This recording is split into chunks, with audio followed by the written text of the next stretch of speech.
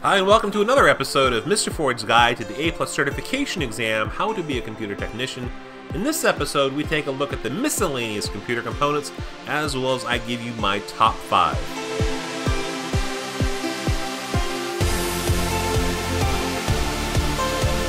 Hi, and welcome back to Chapter 2. Hopefully you've enjoyed the videos. Don't forget to leave comments, like, subscribe, all that stuff. Tell me what you like, tell me what you wish I would cover, all that good stuff.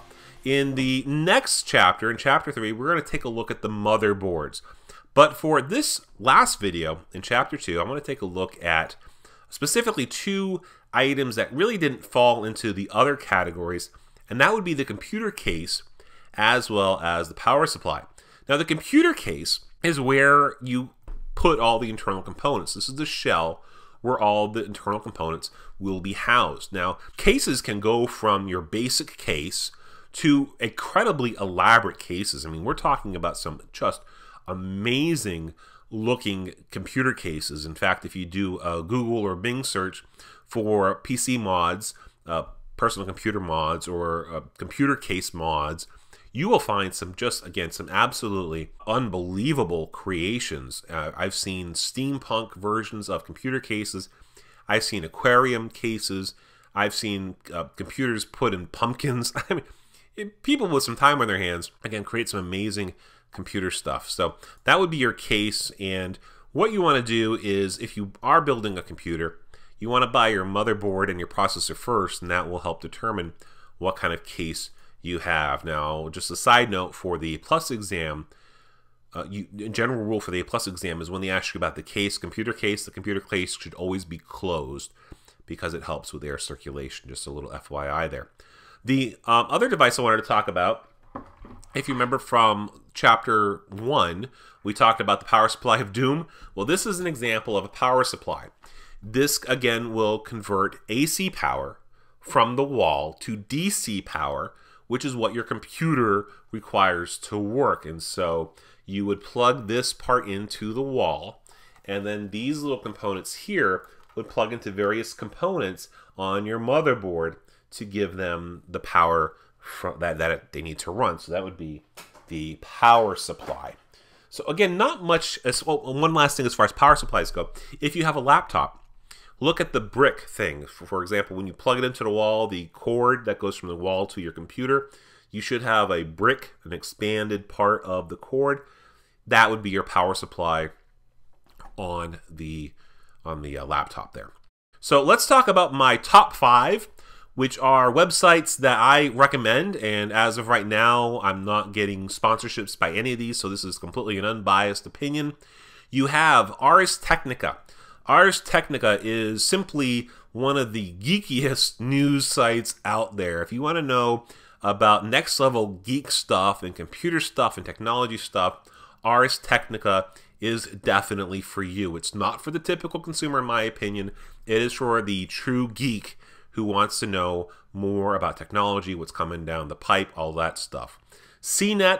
CNET is also another technology news site. I would say CNET is more average consumer friendly. They can go pretty deep into technology, but there I'd say more for the everyday technology person who knows some geek but doesn't want to go full-on geek like you would do with Ars Technica. So CNET is a great site to check out. Great news as far as computer and technology. The other 2 sites that I'm going to recommend are retail sites. These are online retail sites. You have Newegg. Newegg.com is better sites that I found.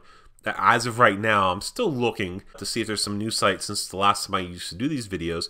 But Newegg is a great site for buying computer components, computers, different technologies. One of the great draws to Newegg is the reviews. In fact, I would say that's one of the big reasons to go to Newegg.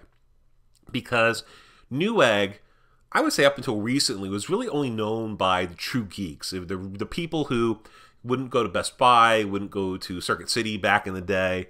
You'd go look at Newegg, and you could find computer components that you would have no idea who manufactured them. I mean, it would be a brand you may never have heard of, but the reviews are awesome. They were awesome, they are awesome, and they really help guide you towards purchasing because, again, people on Newegg are your more geeky elements.